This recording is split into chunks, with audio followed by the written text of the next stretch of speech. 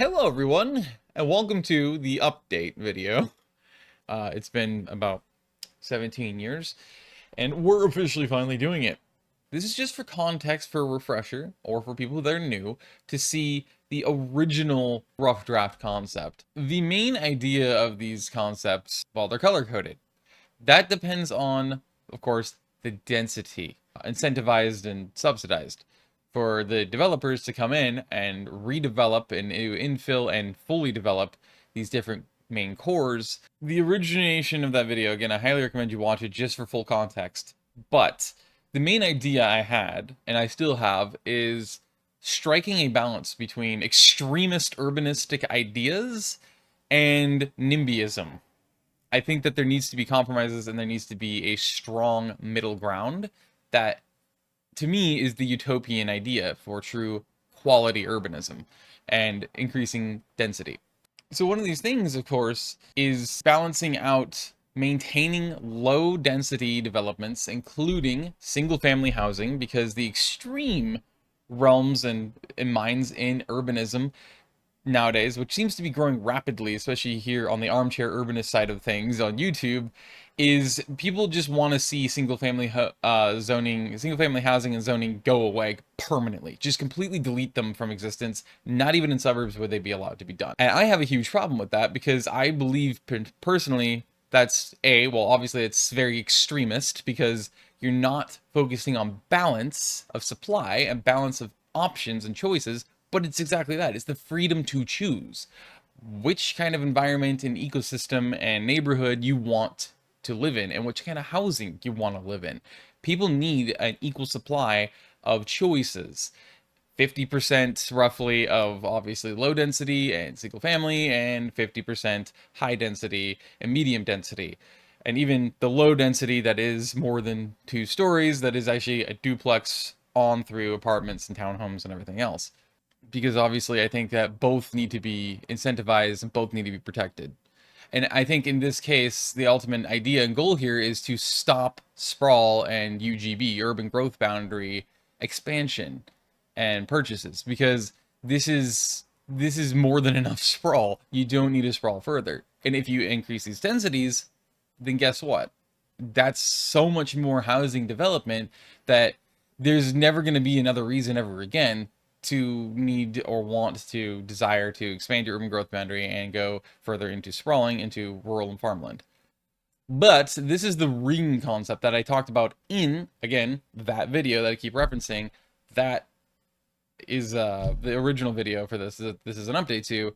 You'd have a very specific kind of routine where 8 to 16 stories for the urban core and say the suburbs. That's why downtown Beaverton, the center of Beaverton, the core of it, the heart of it is that way. Hillsborough that way, but it also depends on how much traffic it gets, right? How much industrial is in the area and commercial and other places that people would naturally want to stop off from if they've been traveling on a road trip or something for a while on, this case, Sunset Highway, the US 26. Obviously that's the main route that almost everybody in the Portland area takes to flood out to go to the coast, the North Coast, which is the most popular part of the coast for some weird reason. I understand Astoria. I don't understand Seaside. I don't understand Cannon Beach. Even Pacific City is superior to me, the Cannon Beach and Seaside. It's just weird. But yeah, you get the idea. So that's why this is here, obviously, because it's such a high traffic area. It's along the freeway. 5 to 10 stories for Outer Sunset. Beaverton Outer Sunset. You get the idea. And even this was a little bit rough for me because I didn't want to create islands like this, like pockets and islands.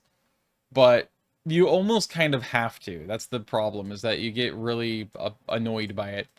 And it's just like, man, this sucks. Obviously, this wasn't fully developed or included because I didn't go down through like Tualatin and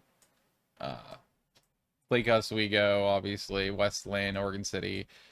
All of that is incomplete. I didn't even go out to Gresham or Troutdale. But this was also kind of my idea was, let's just focus on the main biggest cities and centers and cores of the hives of activity of the metro area.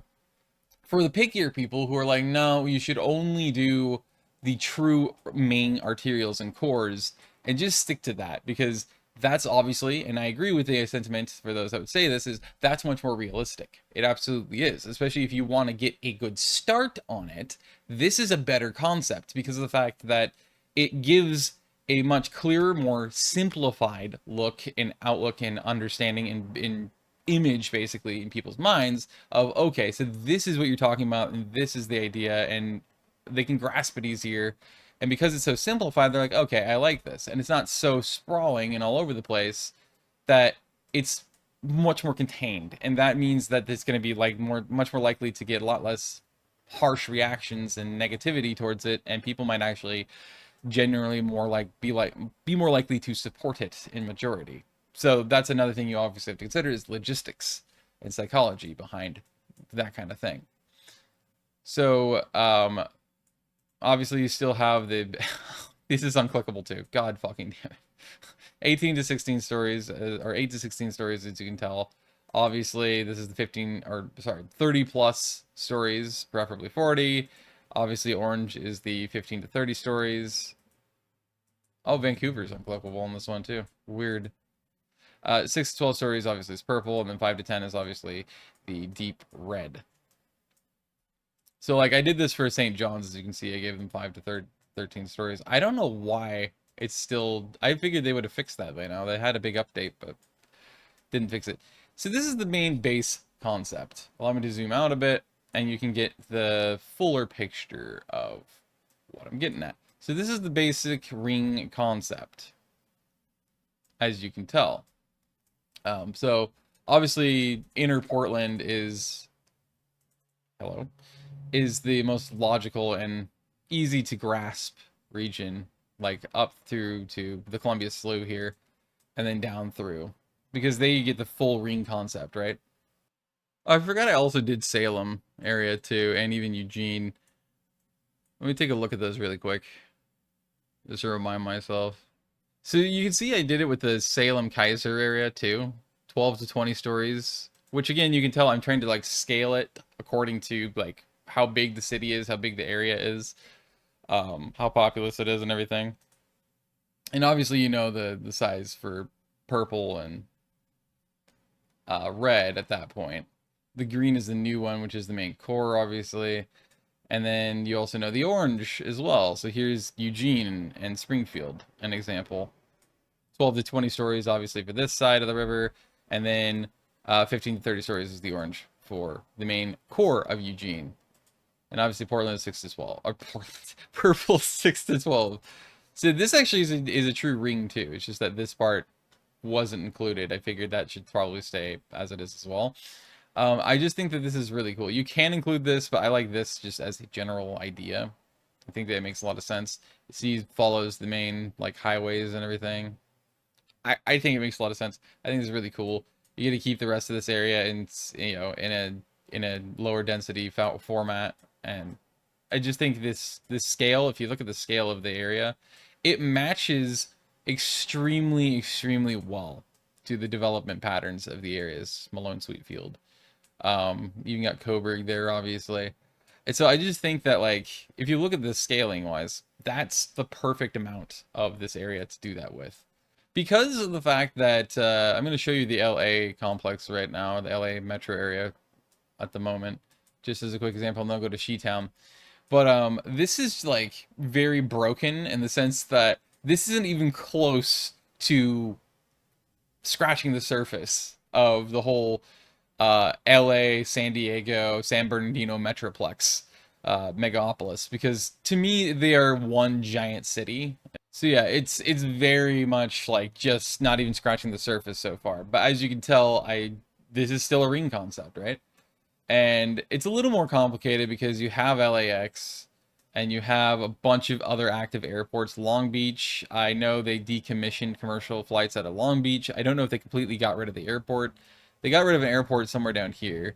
I think it's right in this area, I believe, because they have an amphitheater now, and you can just barely see where the outlines, yeah, this is it, of the airport was. They've gotten rid of a bunch of airports in the LA Plex, which is really interesting. Yeah, this is the amphitheater. But there's still a lot of active airports. And some of them, of course, are military But you get the idea. There's so many of them, and so it complicates it even more into being able to select where you're going to put your, your higher density areas. That's why this is mostly unfinished, but you can get the idea of it. So 50 plus stories. Seems chaotic. Seems like, what the hell? That's a lot of stories. But I know that in Portland, we have a shitty limit on our density because it's dependent on my views. So you can't build above, I believe it's 420 feet or 450. But it also depends on which part of Portland you're in, how high you can build, because they don't want you to block these rich fucks' views. So as a result, there's a reason why there's a cap in place around here. And so our tallest buildings are all around 500 feet, which is the Bancorp Tower, also known as Big Pink, and then the US Bank Tower. Those two are our tallest buildings. Both of them are about 500 feet. One of them is 523 feet, and the other one I think is like 540 feet. If I recall correctly, I think their stories were like, I think they both have like around 40 stories. Every 10 stories, you can add 100 feet, is what I mean. So yeah, basically it's about 10 feet per story. That's how you get your accurate average heights.